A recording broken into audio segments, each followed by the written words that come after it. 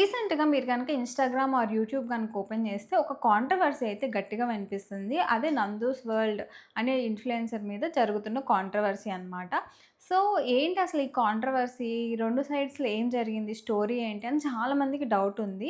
And ఇది ఇన్‌స్టాగ్రామ్‌లో ఇంకా గట్టిగా జరుగుతుందన్నమాట. సో, అసలు ఏం జరిగింది? ఏమైంది? అనేది నేను క్లియర్‌గా మీకు ఎక్స్‌ప్లెయిన్ చేస్తాను. అండ్ అంతేకాదు లాస్ట్‌లో మనం అసలు ఒక యూత్‌లో ఉన్నవాళ్ళు జాబ్ సీకర్స్ ఏమేం జాగ్రత్తలు తీసుకోవాలి? అసలు బ్యాక్ డోర్‌లో జాబ్ అప్లికేషన్స్ పెట్టుకుంటే ఏం జరుగుతుంది? ఇవన్నీ కూడా నేను క్లియర్‌గా ఎక్స్‌ప్లెయిన్ చేస్తాననమాట. సో, వీడియో లాస్ట్ దాకా చూడండి. చాలా హెల్ప్‌ఫుల్ అవుతది. అండ్ మేబీ ఈ వీడియో కోర్ట్ కేస్ వల్ల గానీ, లేకపోతే కోర్ట్ ఆర్డర్స్ వల్ల డిలీట్ అవ్వచ్చు. ఎందుకంటే కాంట్రోవర్సీ వీడియోస్ రీసెంట్‌గా చాలా డిలీట్ అయిపోతున్నాయి. సో, ఇది డిలీట్ అవ్వకముందే చూడండి. అండ్ మీ ఫ్యామిలీలో ఆర్ ఫ్రెండ్స్‌లో ఎవరికైనా యూజ్‌ఫుల్ ఈ వీడియో అంటే వాళ్ళకి మాత్రం షేర్ చేయండి. డెఫినెట్‌గా హెల్ప్‌ఫుల్ అవుతదనమాట. సో, కాంట్రోవర్సీలోకెళ్ళిపోదాం. ఫస్టొచ్చేసి వరంగల్ సోను అనే ఒక ఇన్‌ఫ్లుయెన్సర్ ఉన్నాడనమాట. ఆయన తన ఫస్ట్ ఇన్‌స్టాగ్రామ్‌లో అండ్ యూట్యూబ్‌లో బయటపెట్టాడు. ఏంటంటే యూకేలో ఒక ఫేమస్ ఇన్‌ఫ్లుయెన్సర్స్ ఫ్యామిలీ స్కామ్స్ చేస్తుంది అని చెప్పి. అంతే. ఆయన పేరు చెప్పలేదు. బట్ ఏం స్కామ్ జరిగిందో చెప్పాడు.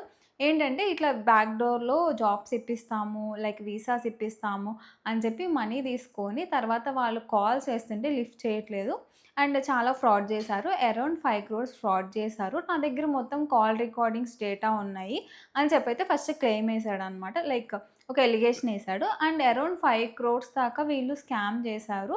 In the name of visas అని చెప్పి ఆయన వేసిన ఎలిగేషన్ అనమాట. సో, ఈ పర్సన్ ఎక్కడ గూడా వీళ్ళ నేమ్ గాని, లేకపోతే ఈ పర్సన్స్ అని మాట్లాడలేదు.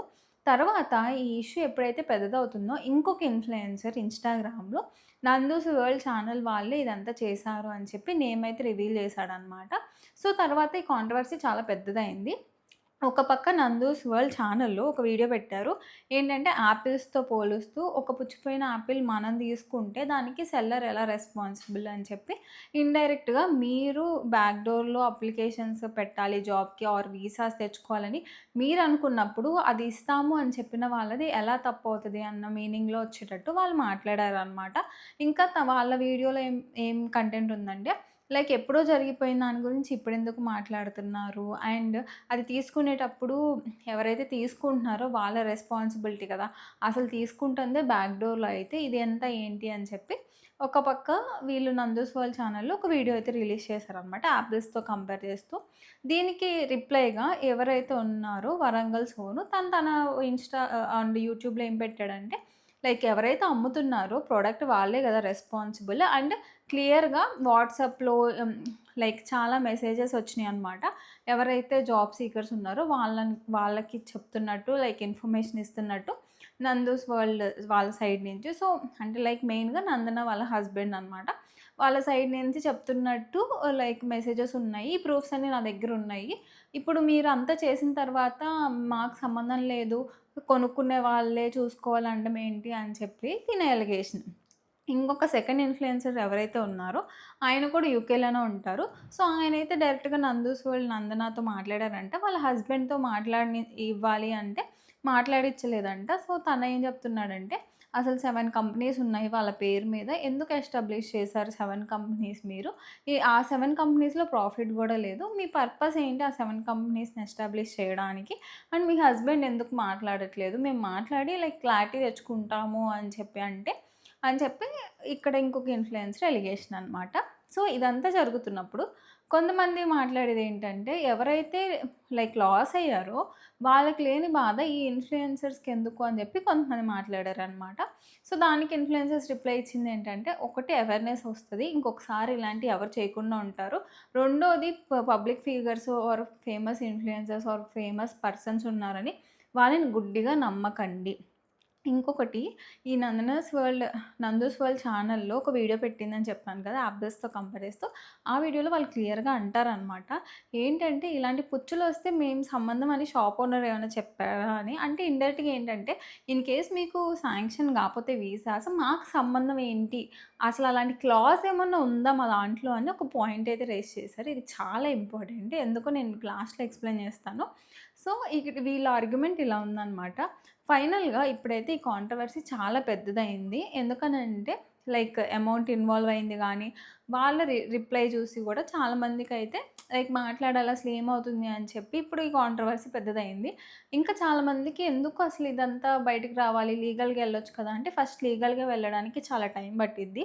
సెకండ్ థింగ్ అందరూ లీగల్‌గా వెళ్లి అఫోర్డ్ చేసేంత మనీ ఉండవు గదా! థర్డ్ వచ్చేసి అటు సైడ్ ఆబ్వియస్‌గా పెద్ద ఇన్‌ఫ్లుయెన్సర్స్ ఆర్ పవర్‌ఫుల్ ఇన్‌ఫ్లుయెన్సర్స్ అయినప్పుడు ఇటు చిన్నవాళ్ళు వాళ్ళని గెలవాలి అన్నా గానీ చాలా టైం పడతది. వాళ్ళ లైక్ జాబ్స్ అవన్నీ పక్కన పెట్టుకొని ఎళ్ళాలంటే చాలా మందికవ్వదు. ఆల్రెడీ వాళ్ళు లాసే ఉన్నారు కాబట్టి ఇంకా మనీ అఫోర్డ్ చేయలేని సిట్యుయేషన్‌లో ఉన్నోళ్ళు కూడా ఉండొచ్చు కాబట్టి రీసెంట్‌గా ఇలాంటివి ఏమన్నా జరిగినప్పుడు మెయిన్‌గా ఇన్‌ఫ్లుయెన్సర్స్‌ని అప్రోచ్ అవుతున్నారు. అందుకనే ఇన్‌ఫ్లుయెన్సర్స్ ద్వారానే చాలా విషయాలు బయటకొస్తున్నాయి అన్నమాట. లైక్ బ్యాక్ డోర్‌లో మనీ ఇస్తారు గానీ, కేసులు పెట్టుకోవడానికి డబ్బులేవా అని మీరు అనుకోవచ్చు. బికాజ్ ఒక ఆశ జాబొస్తది అన్నదానికి పెట్టడానికి, అది పోయింది మనం మోసపోయాం అన్న తర్వాత దానికోసం ఫైట్ చేయాలనుకోవడానికి చాలా డిఫరెన్స్ ఉంది కాబట్టి, మేబీ అలా ఆలోచించి ఏమన్నా వీళ్ళని అప్రోచ్ అయ్యుండొచ్చు అనేది నా ఒపీనియన్ అనమాట. సో, ఎలా అయితే ఏంటి స్కామ్ అయితే బయటపడింది. సో, నేను ఇందాక మీకు చెప్పినట్టు తనన్నారు గదా! లైక్ 'నందూస్ వరల్డ్' ఛానల్ వీడియోలోనే ఉంది. ఏంటంటే అక్కడ ఏదన్నా క్లాజ్ ఉందా? అంటే మనము ఒకళ్ళని నమ్మి లైక్ వీళ్ళు పెద్ద ఇన్‌ఫ్లుయెన్సర్స్ లేకపోతే వీళ్ళు పవర్‌ఫుల్ పీపుల్ యూకేలో వీళ్ళకి చాలా లైక్ నెట్‌వర్క్ ఉంది అని చెప్పి మీరు నమ్మేసి డబ్బులిచ్చినప్పుడు మీకొక అగ్రీమెంట్ ఇస్తారు. సో, మేబీ దాంట్లో వాళ్ళు క్లియర్‌గా రాసుంటారు. ఇన్ కేస్ మీకు గనక వీసా రాకపోతే బ్యాక్ డోర్‌లో ఆర్ ఏ జాబ్ రాకపోతే మాకు సంబంధం లేదు. మీ మనీ రీఫండ్ ఇయ్యము అని చెప్పి క్లియర్‌గా క్లాజ్ ఏమన్నా ఉందేమో ఒకసారి చెక్ జేసుకోండి. బికాజ్ మనం గనక అలాంటి క్లాస్ ఉండి చదువుకోకుండా మనం సైన్‌లు పెడితే అది మన సైడ్ మిస్టేకే అవుతదనమాట. ఈరోజు మేబీ సోషల్ మీడియాలో ఫైట్ వల్ల మనకి న్యాయం జరగొచ్చేమో గానీ, అలాంటి సిట్యుయేషన్ గనక నిజంగా జరిగితే మీరు లీగల్‌గా వెళ్తే మాత్రం ఎటువంటి యూజు ఉండదనమాట. ఫస్ట్ థింగ్ వచ్చేసి జనరల్‌గా బ్యాక్ డోర్‌లో ఏదన్నా జాబ్ దొరికితే అదెలా ఉంటదంటే ఫస్ట్ 1 ఇయర్, 2 ఇయర్స్ మీకు మంచిగా ఓకే. జాబ్ వచ్చింది అన్న సాటిస్ఫాక్షన్‌లో మీకు నడిచిద్దనమాట. తర్వాత ఆ జాబ్ అనేది మీకు హోల్డ్ అవుతదా? లేకపోతే ఉండదా? అనేది మనం చెప్పలేము. అండ్ ఎవరైతే ఈ బ్యాక్ డోర్‌లో జాబ్స్ తీసుకుంటారో వాళ్ళకి ఆబ్వియస్‌గా ఆ కంపెనీలో ఉండే ఒక ఎంప్లాయరో ఎవరో ఒకళ్ళు సహకరించాలి గదా! సో, ఎంప్లాయీనో ఎవరో ఒకళ్ళు సహకరిస్తేనే మీకు బ్యాక్ డోర్‌లో జాబొస్తది. వన్స్ బ్యాక్ డోర్‌లో జాబొచ్చిన తర్వాత వాళ్ళకి క్లియర్‌గా తెలుసు మీకు బ్యాక్ డోర్‌లో జాబొచ్చిందని. మీరు చిన్న తప్పు చేసినా ఆర్ ఎవరినన్నా ఫస్ట్ తీసేయాలన్నా మిమ్మల్నే ఆలోచిస్తారనమాట. బికాజ్ దే నో బయటికెళ్తే అది ఇంకా నెగెటివ్ స్ప్రెడ్ అవుతది కాబట్టి మీరు సైలెంట్‌గా వచ్చేస్తారు. సో, దీనికంటే మనం కష్టపడి ఒక 6 మంత్స్, 1 ఇయర్ లేట్ అయినా నార్మల్‌గా తెచ్చుకున్న జాబ్‌కుండే వాల్యూ బ్యాక్ డోర్‌లో ఉండే జాబ్‌కి ఉండదు.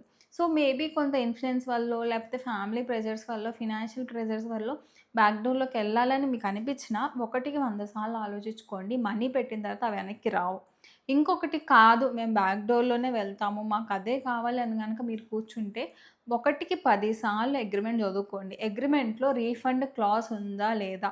మేము జాబ్ ఇప్పించకపోతే మీకు మొత్తం అమౌంట్ రీఫండ్ అవుతది అని ఉంటే మాత్రమే మీరు అలాంటి వాటిలకి సైన్ పెట్టండి. ఇన్ కేస్ లేకుండా వాళ్ళు చెప్పే మాటలు నమ్మి గనక మీరు గనక మనీ ఇస్తే ఒక్కసారి ఇచ్చిన తర్వాత అమౌంట్ వెనక్కి రావడం చాలా కష్టమనమాట. సో, నాకు ఈ ఎంటైర్ సినారియోలో నాకు అర్థమైంది ఏంటి అంటే, వాళ్ళ క్లాజ్ మేబీ ఇంక్లూడ్ చేసుంటారేమో అగ్రీమెంట్‌లో. ఎందుకనంటే అగ్రీమెంట్‌లో గనక మాకు సంబంధం లేదన్న క్లాజ్ ఉంటే చాలా కష్టమవుతది. సో, ఎవరన్నా ఇన్ కేస్ అలాంటి బాధ్యతలుంటే కింద కామెంట్ చేయండి. ఇన్ కేస్ సిమిలర్ కాన్సెప్ట్‌లో జరిగినా కామెంట్ చేయండి. చాలా మందికి అర్థమవుతది ఎలాంటివి జరుగుతాయో. మేబీ సర్వీస్ చార్జ్ మేము వాళ్ళు సెర్చ్ చేసినందుకు, మీకోసం జాబ్ చూసినందుకు కొంత అమౌంట్ ఆఫ్ సర్వీస్ చార్జ్ తీసుకోవడం ఓకే. బట్ జాబ్ ఇప్పించకపోతే ఫుల్ మనీనే రీఫండ్ ఇయ్యమని అలాంటి క్లాసెస్ ఉంటే మీరు డెఫినెట్‌గా అలాంటి వాటిలో ఎంటర్ అవ్వద్దు. ఇంకా మేబీ ఇంకొకలాగా కూడా ఉండొచ్చనమాట. అసలు క్లాజే రాయకుండా వదిలేస్తారు. మీరు డెఫినెట్‌గా పట్టుబట్టి ఆ క్లాజ్ ఇంక్లూడ్ చేయాలని అడగండి. బికాజ్ అది మిమ్మల్ని ప్రొటెక్ట్ చేస్తది రేపొద్దున. అండ్ ఇది ఎలాగో కరెక్ట్ వే కాదు కాబట్టి దీనికి లీగాలిటీ ఎంత వరకు ఉంటదో నాకు ఐడియా లేదు. బట్ మీరు మాత్రం రూపాయి పెట్టేటప్పుడు జాగ్రత్తగా పెట్టండి. ఎవరు తప్పు, ఎవరు కరెక్ట్ ఏంటి అనేది ఆబ్వియస్‌గా టైం డిసైడ్ చేస్తది. అండ్ అది బయటికి కూడా రాకపోవచ్చు. బికాజ్ తెలీదు మనకి ఎక్కడేం జరిగిద్దో.